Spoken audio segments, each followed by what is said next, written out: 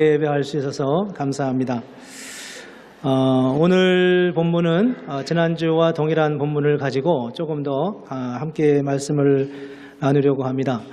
1절에 보면은 교회 직분을, 감독의 직분을 사모하는 것에 대한 말씀을 하고 있는데, 오늘 본문은 교회 지도자가 가져야 할 어떤 성품과 기질에 대한 문제를 우리가 지난주에 함께 나누었습니다.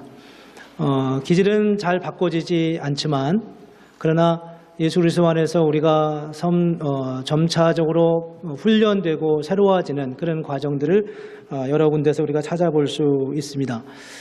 우리가 잘 아는 모세는 굉장히 다혈질적이고 좀 그런 사람이었던 것 같아요. 왜냐하면 그가 40세가 되었을 때에 자기 민족을 구원하려고 노예살이를 하는 민족이 있는 곳에 갔는데, 그곳에서 자기 민족을 괴롭히고 있는 한 애굽인을 만나고 그를 그냥 그 자리에서 때려서 죽게 하고 모래바닥 안에 감춰버리는 그런 일들이 일어나지 않았습니까? 물론 그가 당시 신분적으로 애굽의 왕자였기 때문에 그런 힘을 가지고 있었지만, 그 안에는 그의 분노와 잘 참지 못하는 기질이 충분히 있었을 거라고 짐작이 됩니다.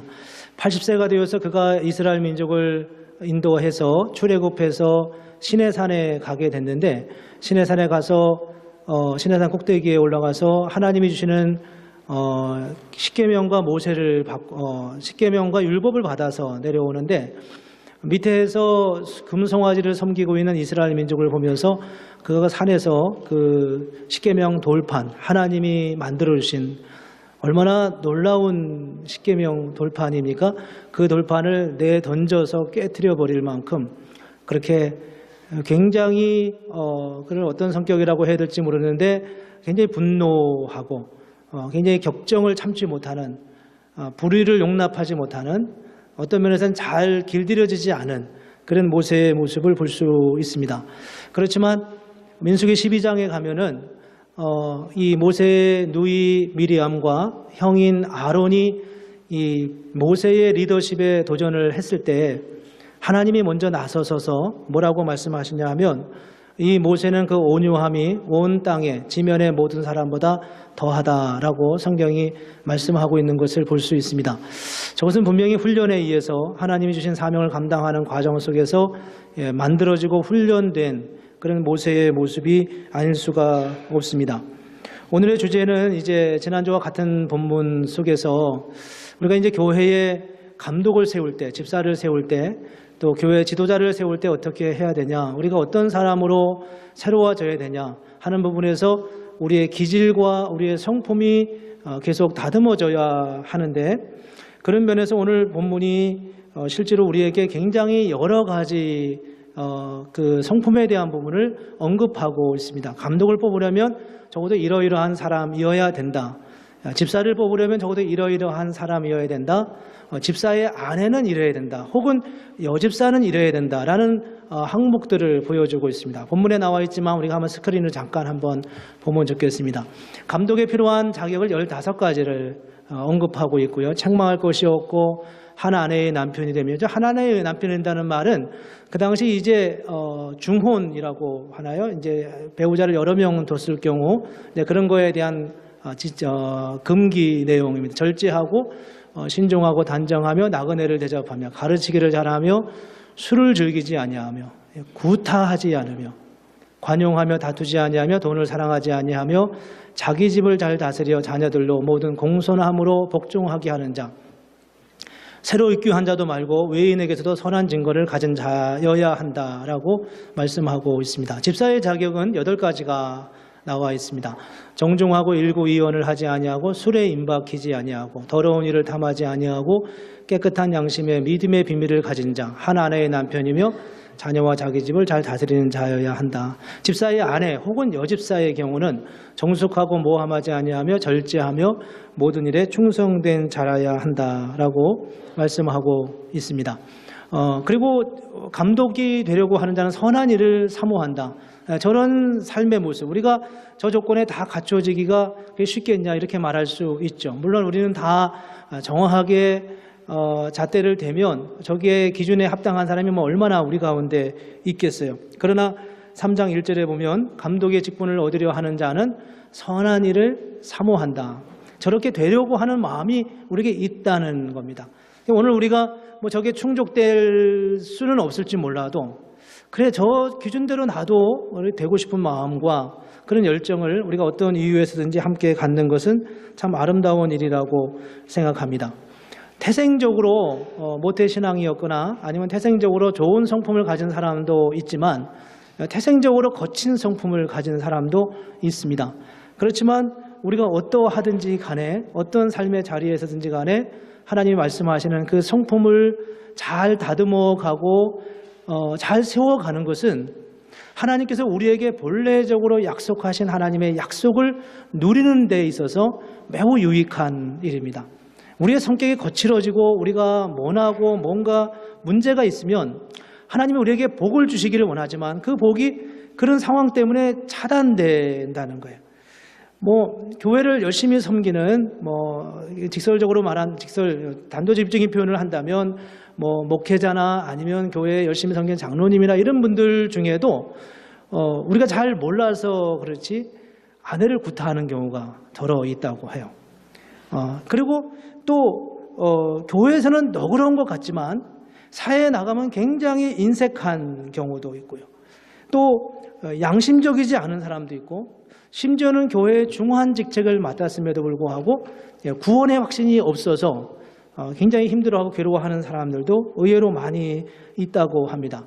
저런 부분들을 잘 보면서 우리가 어떻게 하나님 앞에 서야 할 것인가를 같이 고민하고 기도할 수 있으면 좋겠습니다. 아마 저걸 하나씩 다 우리가 언급하고 나누면 여러 주를 우리가 소비해야 돼서 오늘은 이제 한 가지 주제만 선택해서 우리가 함께 나누고 이 본문을 이제 지나가려고 합니다. 그것은 바로 오늘 두 번 반복해서 언급하고 있는 술에 대한 문제입니다. 술에 대한 부분은 복음을 이해하는 데 있어서 굉장히 중요합니다. 이 부분은 우리가 현대 교회가 가지고 있는 여러 가지 중요한 몇 가지 이슈들을 지금 우리가 가지고 있는데 그 중에 하나가 이제 동성애 문제고 또 하나는 그 창조론과 진화론에 대한 문제가 굉장히 우리를 좀 혼란스럽게 하고 있습니다. 이게 단순히 나는 하나님의 창조를 믿어 이렇게 끝나는 문제가 아니고요.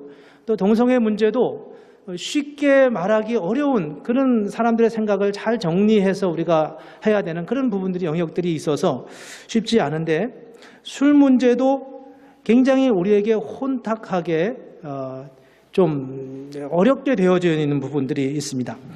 오늘 본문은 술을 즐기지 아니하며 그리고 술에 임박하지 말며 이런 말씀이 두 번 연겁해서 나와 있습니다.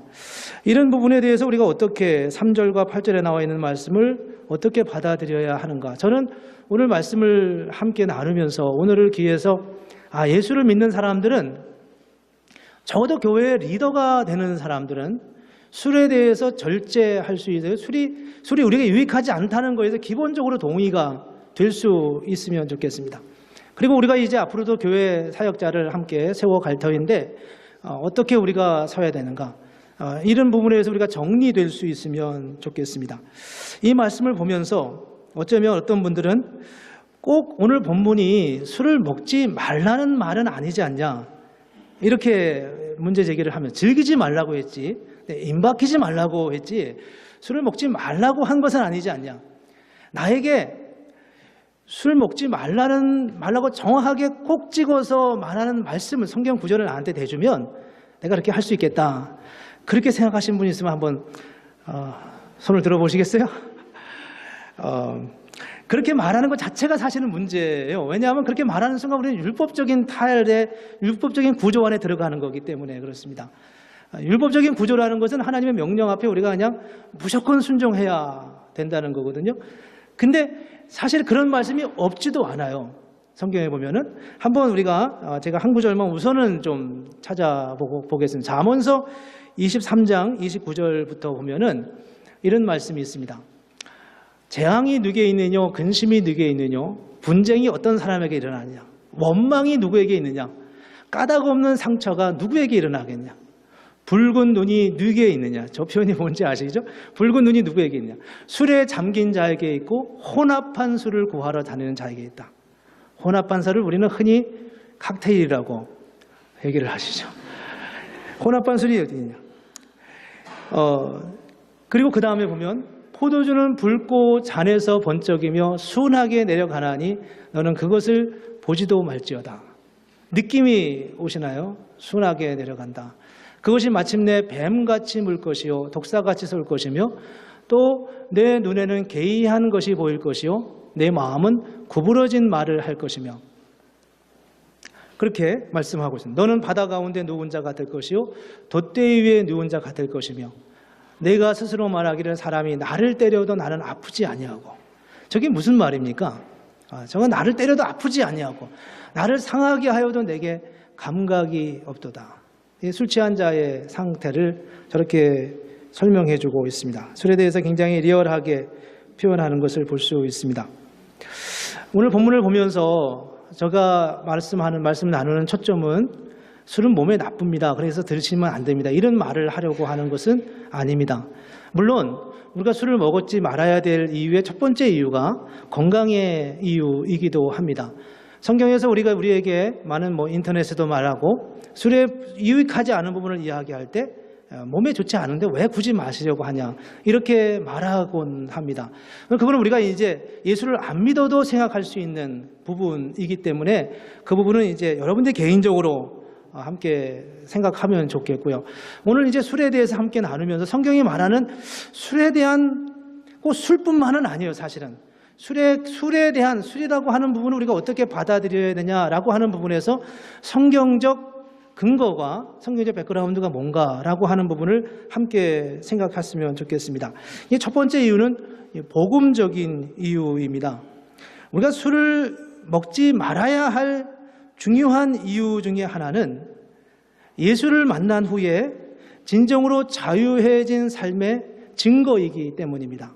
예수를 만난 다음에 우리가 정말 자유한, 정말 하나님의 사람으로 풍성한 삶을 살아가는 표징으로서 술을 먹지 않는 것일 수 있다는 것입니다. 초대의 교회가 1세기에 술 문제보다 더 민감한 문제가 있었습니다. 그 문제는 뭐냐 하면 고기를 먹는 문제였습니다. 상상하기 어려울지 모르지만 그 당시 고기는 당시 초기 1세기 교회에 굉장히 민감한 문제였습니다. 왜냐하면 그 1세기 교회는 1세기 그 시대에는 그쪽 고대 근동 지역의 모든 사람들이 거의 100%의 사람들이 다 자기 신을 섬기고 있었어요. 무슨 신이든지. 그러니까 자기 신을 섬겼는데 그 신과 관련되어 있는 굉장히 중요하게 연루되어 있는 것 중에 하나가 성적 타락이고 또 하나가 이제 재물을 자기 신에게 드렸다가 이제 가지고 오는 것입니다. 드렸다가. 그래서 심지어는 시장에서 파는 고기도 거의 99%는 다 자기들 신에게 드렸던 그런 고기였다는 거예요. 파는 것임에도 불구하고요. 그래서 이게 이제 예수를 믿는 사람들에게 굉장히 민감한 주제가 되었습니다. 우리는 하나님을 믿는데 다른 신에게 섬긴 그런 고기를 우리가 사서 먹어도 문제가 없냐? 이런 문제 가지고 1세기 그 교회 안에서 논쟁이 생겼어요. 이게 옳다, 옳지 않다, 상관없다 이렇게 얘기하는 거죠. 근데 이때 이제 바울이 고린도전서 8장 4절과 6절에 뭐라고 말하냐 하면 이렇게 말합니다. 우상의 제물을 먹는 일에 대하여는 우리가 우상은 세상에 아무것도 아니며 아무것도 아니라는 겁니다. 또 하나님은 한 분밖에 없는 줄 안다. 이 땅에 신이라고 하는 존재는 우리가 믿는 하나님 한 분밖에 없다. 그래서 음식은 우리를 하나님 앞에 내세우지 못하나니 음식이 우리를 하나님 앞에 서게 하는 것도 아니고 음식이 우리를 하나님 앞에서 무너지게 하는 것도 아니라는 거예요. 그러니까 우리가 그 음식, 그 고기를 시장에서 산 고기를 그게 우상에게 바쳤던 음식이라고 해서 그걸 먹는다고 해서 우리의 신앙에 손상이 가는 것도 아니고 그걸 안 먹는다고 해서 우리가 신앙적이라고 할 것도 아니다. 그럼 거기에 우리는 아무런 지장이 없다라고 하는 게 바울의 첫 번째 논리였습니다. 하등의 문제가 되지 않는다라고 하는 것입니다. 우상은 아무것도 아니기 때문에 그렇다는 거죠. 근데 이게 이제 그 당시에 우상에 드려진 고기를 먹는 것은 우상을 섬기는 것과 같다. 이렇게 생각했던 사람들에게 굉장히 마음의 불편함을 줬어요. 바울이 이야기하는 첫 번째 말씀은 문제가 없다는 것입니다. 이거를 뭐라고 표현하냐 하면 그리스도인의 자유라고 표현했어요. 그래서 갈라디아서 5장 1절에 보면 이렇게 말합니다. 그리스도께서 우리를 자유롭게 하려고 자유를 주셨으니 그러므로 굳건하게 서서 다시는 종의 멍에를 매지 말라. 자유롭게 하려고 자유를 주셨다. 우리는 어떤 것에도 더 이상 걸릴 게 없는 존재들이에요. 하나님이 우리를 당신의 자녀로 삼으셔서 하나님의 아들이 되게 하시고 하나님의 그 주권과 그 능력 안에 살아가도록 우리를 세우셨다는 겁니다. 그러므로 우리가 이전에 예수를 믿기 이전에 가지고 있던 그런 어떤 규약과 규칙에도 매일 필요가 없다는 게 첫 번째 자유에 대한 이야기입니다. 근데 이 자유가 단지 그런 어디로부터의 자유만이 아니라 사실 그 자유 안에는 어떤 개념이 함께 들어가 있냐 하면 자유는 곧 능력이라는 것입니다. 그게 이제 13절에 나와 있어요. 13절에 뭐라고 말씀하냐 하면 이렇게 말합니다. 형제들아 너희가 자유를 위하여 부르심을 입었으나 그러나 그 자유로 육체의 기회를 삼지 말고 오직 사랑으로 서로 종노릇하라. 이 말씀은 이런 것입니다. 자유는 어떤 것을 꼭 해야만 하는 상황에서도 기꺼이 그것이 자신이 기꺼이 하고 싶어서 하는 일. 다시 말하면 어떤 상황이 됐잖아요. 어떤 일을 해야 되는 거예요. 예를 들면 교회 봉사를 해야 되는 겁니다. 근데 이게 내 담당이니까 안 할 수가 없어요. 내 차례가 됐어요. 정말 하기 힘들고 하고 싶지 않고 왜 나만 이렇게 계속 여러 번 해야 되는 거야? 이렇게 생각하는데 그거를 내가 기꺼이 하고 싶어서 열정을 가지고 내가 스스로 하는 것처럼 그렇게 한다면 그 얽매임은 더 이상 나에게 얽매임이 아니라고 하는 겁니다. 예를 들어 물을 두려워하는 사람은 물속에 들어가는 게 원래 힘들고 어렵지 않겠습니까? 그러나 수영을 잘하는 사람은 그 물이 자기의 놀이터이기가 되기도 하고 스포츠가 되고 그것이 자기가 즐기는 즐김의 자리가 되는 겁니다. 바울이 우리가 지켜야 할 여러 가지 많은 일들이 있다고 생각하고 있어요. 고기를 먹지 않아야 된다든지 가면 안 된다든지 이렇게 하는 많은 조건들이 있는데 그게 우리에겐 더 이상 문제가 안 된다. 왜냐하면 그거를 이제 우리 더 이상 문제가 안 되기 때문에 안 되기도 하지만 그러나 우리는 이제 능력이 있기 때문이라는 거예요. 그래서 사실 갈라디아서 5장 13절 말씀은 이렇게 이렇게 배웠는데 이렇게 번역되어야 옳습니다. 형제 여러분, 하나님께서 자유를 주시려고 여러분을 부르셨습니다. 그러므로 육체의 욕망을 채우려고 여러분의 자유를 남용하지 말고 사랑으로 서로 섬기십시오라고 말하고 있습니다. 육체의 욕망을 채우려고 여러분의 자유를 남용하지 말고 우리가 무엇을 하든 예수를 믿고 난 다음에 우리는 이미 구원받은 하나님의 존재이기 때문에 우리가 뭘 좀 잘못해도 문제가 안 된다는 거예요. 우리가 고기를 여전히 먹어도 문제가 안 된다는 거예요. 심지어 우리가 술을 먹어도 그게 굳이 우리에게 문제가 안 된다는 게 첫 번째 전제이면서 또 한편으로는 우리는 이미 예수 안에서 자유를 얻은 존재다. 능력을 가진 존재다.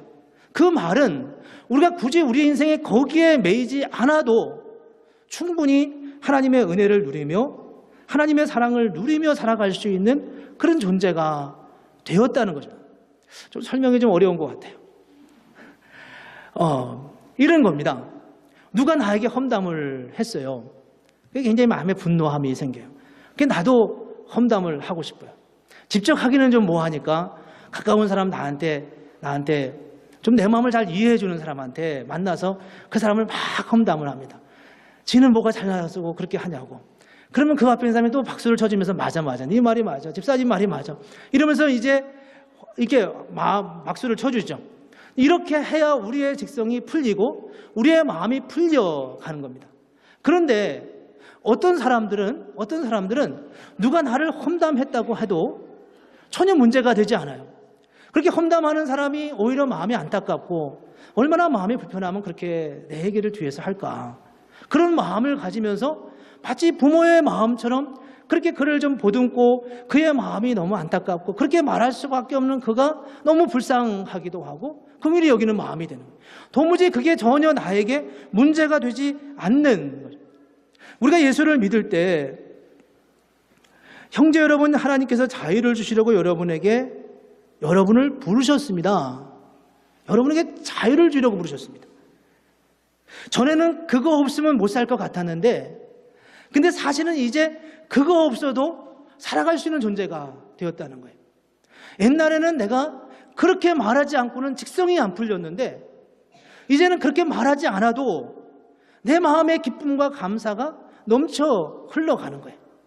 전에는 내가 심각하고 힘들고 어려울 때는 뭐 어딘가 누군가와는 함께 술을 가지고 한번 풀어야 내 마음이 풀렸는데, 이제는 그렇지 않고 내가 힘들고 어려운 일이 있어도 새벽에 나가서 하나님 앞에 기도하면서, 하나님, 내가 지난 밤 이런 속상한 일이 있었습니다. 이거 정말 내 참을 수가 없네요. 그래서 기도하는데 그 기도 중에서 하나님이 내 마음을 위로하시고 상상할 수 없는 하나님의 은혜와 은총으로 우리의 삶을 이끌어 가시고 함께 하시고 회복하시는 하나님의 은혜를 체험하게 된다는 겁니다. 이게 복음적 이유예요. 복음은 우리를 자유케도 하지만 우리에게 능력을 준다는 겁니다. 우리가 예수를 믿기 이전에 그거 없으면 못 살던 것들이 있었어요. 근데 예수를 믿고 나니까 그게 없어도 살게 되는 겁니다. 그게 없어도요. 그게 무엇인지는 몰라도, 그게 그 어떤 것이라도 상관하지 않고요. 그게 바로 자유라고 설명하고 있는 거예요. 여러분이 정말 여전히 중요하게 여기고, 우리가 여전히 정말 그거 없으면 못 살 것 같은 그 어떤 것들이 이제는 우리로 하여금 예수 그리스도 안에서 참된 생명과 하나님의 은혜를 누리게 하는 그런 고백이 있냐 하는 것입니다. 그래서 술에 대한 절제의 문제는 예수 그리스도를 믿는 사람이 내가 정말 믿었다고 하는 확실한 표징의 하나로서 우리에게 주어진 것일 수 있다는 겁니다. 나는 술을 안 먹어, 이래서 당신이 의롭다는 게 아니라, 나는 술을 안 먹어, 이래서 당신이 옳다는 게 아니라, 나는 그게 없어도 살 것 같다는 거예요. 옛날엔 내가 무엇인가를 쏟아야만, 내가 무엇인가를 해야만 내 마음의 스트레스를 풀 수 있는데, 이제는 그거 없어도 산다는 거예요. 많은 분들이 저한테 그렇게 말씀합니다. 목사도 쉬어야 된다고요. 교회에서 스트레스를 얼마나 받냐고, 월요일날은 교회 나오지 말라고 저한테 이렇게 얘기하시는 분들이 있어요. 사랑의 마음으로 하는 줄 알고 저도 쉴 마음을 가지고 있고, 올해는 좀 휴가도 좀 많이 가져야겠다 이런 생각을 하고 있습니다. 그렇지만 제 마음에 한 가지 또 있어요. 그건 뭐냐 하면, 내가 교회에 머물러 있는 게 스트레스가 되면 되겠습니까?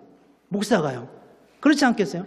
목사가 교회에서 사역을 하면서 1년 내내 교회에 있었다면 내가 너무 힘들어, 나가서 좀 바람도 쐬고 좀 이 스트레스를 확 풀고 와야 목회를 할 것 같다, 이렇게 말해서야 되겠습니까?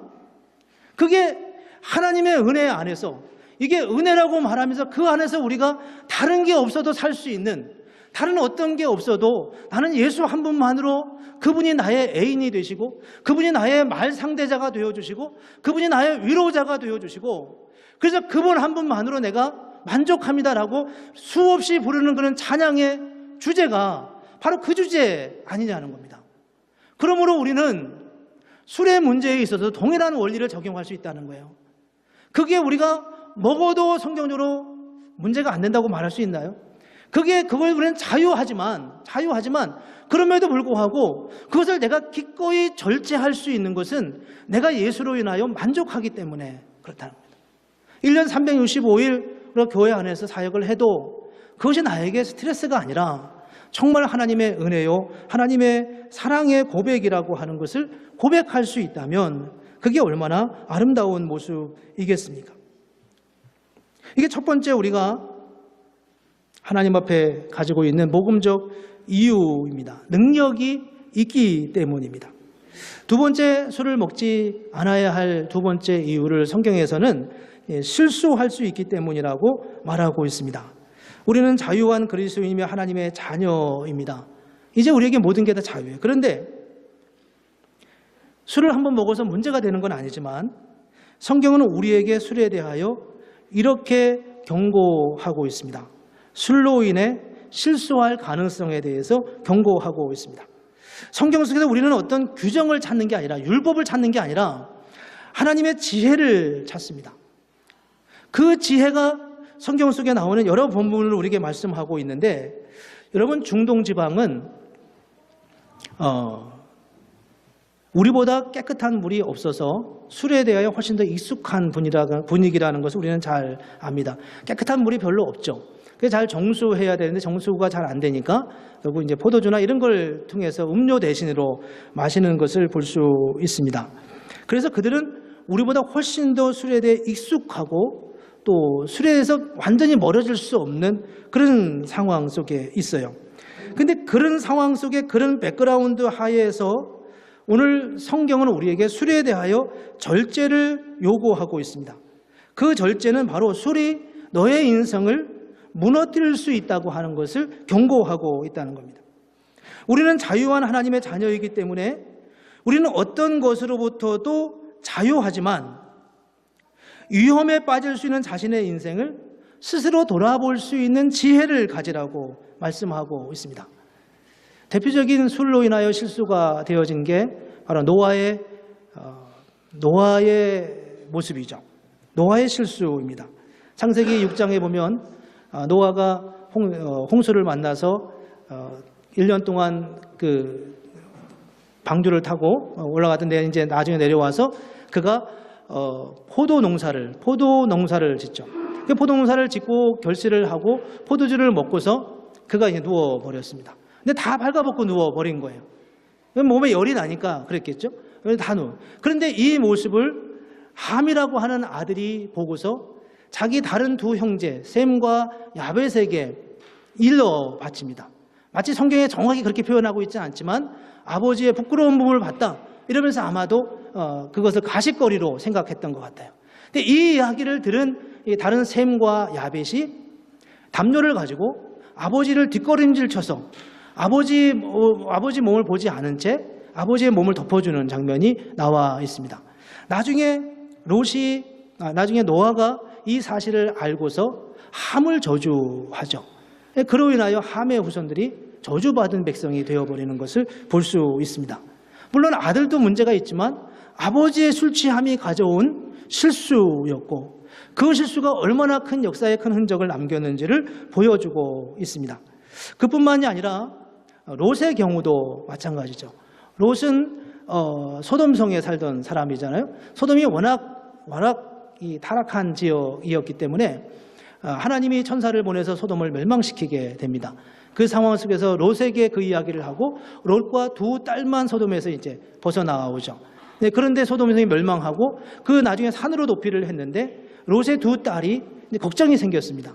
우리가 내려가서 살아야 되는데 거기서 다른 남자들 만나면 또 그 남자들도 하나님을 두려워하는 사람들이 아니었기 때문에 동일한 범죄, 동일한 형벌을 받을 수도 있겠다는 생각 때문에 거기서 그들이 이런 생각을 합니다. 아버지를 술 먹여서 창세기 19장 31절과 32절에 보면은 큰딸이 작은 딸에게 이르되 우리 아버지는 늙으셨고 온 세상의 도리를 따라 우리의 배필될 사람이 이 땅에는 없으니 우리가 우리 아버지에게 술을 마시게 하고 동침하여 우리 아버지로 말미암아 후손을 이어가자. 저런 아이디어를 만들어내요. 저게 술로 인하여 생긴 문제였어요. 술로 인해서. 세 번째 한 가지 더 소개하고 싶은 거는 이제 암논입니다. 암논이라는 사람이 있는데 이 암논은 자기 이복 여동생을 겁탈했습니다. 근데 그 이복 여동생의 친오빠가 압살롬이었는데 그 압살롬이 자기 암논이라고 하는 자기 형제가 자기 친여동생을 겁탈하고 이건 이제 다윗의 자손이죠. 다윗의 아들들인데 하고 그를 자기 여동생을 부끄럽게 만들어버려서 압살롬이 이 암논을 마음에 품고 있었으면 내가 가만두지 않을 거야 이렇게 했죠. 그런데 아무런 흔적도 없이 세월을 보내고 있습니다. 약 2년 정도 지났어요. 2년을 지나고 암논도 이제 압살롬에 대한 경계를 풀어갈 때쯤 됐습니다. 이때 압살롬이 자기 형제들을 다 불러 모아서 잔치를 벌이고 있죠. 잔치를 벌이면서 그 술 기운이 한참 올라갔을 때 자기 부하들을 시켜서 암논을 죽이는 장면이 사무엘하 13장 28절에 나와 있습니다. 너희는 압살롬이 말하는 겁니다. 이제 암논의 마음이 술로 즐거워할 때를 자세히 보다가 내가 너희에게 암논을 치라 하거든 그를 죽이라 라고 말해서 형제간의 사륙전이 벌어지는 것을 볼 수 있습니다. 술은 우리를 실수하게 한다는 거예요. 술은 우리를 원치 않는 자리로 몰아간다는 거죠. 그래서 그 술에 대한 경계를 성경은 여러 면에서 하고 있어요. 심지어 잠언 31장 1절에서 9절에는 이 르무엘이라고 하는 왕에게 그의 어머니가 이렇게 잠언을 하고 있습니다. 르무엘 왕이 말씀한 바 곧 그의 어머니가 그를 훈계한 잠언이라. 내 아들아 내가 무엇을 말하랴? 내 태에서 난 아들아 내가 무엇을 말하랴? 소원대로 얻은 내 아들아 내가 무엇을 말하랴? 내 힘을 여자들에게 쓰지 말며 왕들을 멸망시키는 일을 행하지 말지어다. 르무엘아, 포도주를 마시는 것이 왕들에게 마땅하지 아니하고 왕들에게 독주를 찾는 것이 주권자들에게 마땅하지 않도다. 여러분, 술을 누가 먹어야 되겠습니까? 술은 왕이 마시는 거 아니에요? 왕의 신분이었으면 술에서 제외되어야 되겠습니까? 술을 마시다가 법을 잊어버리고 모든 곤고한 자들의 송사를 굽게 할까 두려우니라. 이게 지금 르무엘의 어머니가 르무엘 왕에게 지금 하는 권면입니다. 왕이었어요. 얼마나 왕의 업무가 스트레스를 받고 얼마나 왕의 업무가 힘들고 어려웠겠습니까? 왕이 술을 먹는 것을 금하라고 말하는 그런 어머니가 어디에 있었겠어요? 그러나 내가 송사를 거르칠까 두려워서 너를 늘 깨어있게 하기 위해서 독주를 금하라고 권면하고 있습니다. 독주는 죽게 된 자에게, 포도주는 마음에 근심하는 자에게 주어라. 너는 정신을 차리고 너에게 맡겨진 백성들을 잘 다스리며 그들을 잘 돌아보는 것이 바로 너의 의무라고 말하고 있습니다. 이것이 바로 하나님이 두 번째로 우리에게 주시는 술을 마시지 말아야 할 이유로 우리에게 말씀하고 있습니다. 이제 세 번째, 술을 마시지 말아야 할 세 번째 이유는 다른 성도들을 위해서입니다. 믿음이 약한 자를 위해 술을 먹지 말아야 한다는 것입니다. 예수께서 우리를 위해 십자가에 죽으셨고 구원받은 하나님의 자녀가 된 우리는 이제 어떤 것에도 구애됨이 없습니다. 성경은 우리에게 술을 먹으면 절대 안 돼 이렇게 말씀하고 있지 않습니다. 물론 그렇게 말씀한 구절도 있지만요. 그렇지만 술을 먹는 것이 다른 사람을 시험에 들게 하고 영적인 혼란을 갖게 한다면 그거는 죄라고 말씀하고 있습니다. 어떤 것도 우리에게 문제가 되지 않습니다. 우리는 예수 안에서 이미 용서를 받은 사람이에요. 그렇지만 내가 먹는 그 행위 때문에 다른 사람을 죄에 빠뜨리게 되면 그거는 죄라고 말씀하고 있습니다. 앞서 고린도전서 8장에서 말씀하고 있는 대로 고기 문제가 그들에게 있었습니다. 고기를 먹는 게 과연 옳으냐 그러냐라고 하는 거죠. 우상에게 바친 그 고기를 먹으면 우상에게 동일하게 섬기는 게 아니냐. 그건 아니라는 거예요. 그건 문제가 없습니다. 그런데 그들 중에 어떤 사람들은 마치 우상에게 바친 고기를 먹으면 곧 그 우상을 동일하게 섬기는 것과 같은 거다라고 생각했던 사람들이 그들 가운데 있었어요. 이게 이제 문제가 생겼죠. 분쟁이 생겼어요. 논쟁이 생겼습니다. 그래서 그것 때문에 어려워하고 불편해하는 사람들이 있었다는 거예요. 근데 바울은 앞부분에서는 그거 상관없어, 괜찮아. 우리가 무엇을 먹는다고 문제가 되는 것도 아니고 안 먹는다고 유익한 것도 아니다. 이렇게 말해 놓고는 이어서 12절에서 이렇게 말합니다. 이같이 너희가 형제에게 죄를 지어 그 약한 양심을 상하게 하는 것이 곧 그리스도에게 죄를 짓는 것이다 라고 말씀하고 있습니다. 먹는 것 자체는 아무런 문제가 아닌데 나의 행위 때문에, 내가 먹는 것 때문에 내 다른 사람이 죄를 짓게 한다면 그거는 악한 것이다, 그걸 죄를 짓는 것이다 라고 말씀하고 있다는 겁니다. 그래서 13절에 보면 바울은 이렇게 말합니다. 그러므로 만일 음식이 내 형제를 실족하게 한다면 나는 영원히 고기를 먹지 아니하여 내 형제를 실족하지 않게 할 것이다 라고 말씀하고 있습니다. 여기서 참 신기한 것은 바울이 고기 먹으면 죄 짓는 겁니다, 혹은 고기 먹으면 우상을 섬긴다 라고 생각했던 그 사람들을 설득하거나 그 사람들을 권면해서 성경적 신앙을 갖도록 가르치지 않았다는 거예요. 이게 참 신비로운 이야기입니다. 가만히 깊이 생각해 봐야 돼요. 왜 바울은 그들에게 그렇게 말했을까? 아니, 여러분이 아직 성경에 대해서 잘 모르는 겁니다. 우리는 사실 우상에 바친 고기를 먹어도 하등 게 문제가 없어요. 그거는 우상은 진짜 우상이 아니기 때문에, 우상이라고 하는 존재는 더 이상 없고 하나님 외에 다른 신은 없기 때문에 당신이 그 음식을 먹는다 해도 아무런 손해될 게 없습니다 라고 더 간절하게, 더 집요하게 성경을 가르쳐야 됐을 것 같은데, 바울은 그들이 그런 생각을 그냥 내버려 두고 그들로 하여금 시험에 들게 하는 그런 행위를 오히려 막고 있는 것을 볼 수 있다는 겁니다. 여기서 우리가 성경을 어떻게 봐야 되나 하는 생각을 하면, 좀 다른 얘기를 하고 싶지만, 성경에 보면 성경의 대부분의 메시지는 누구를 향하여 주시는 말씀이라고 생각합니까?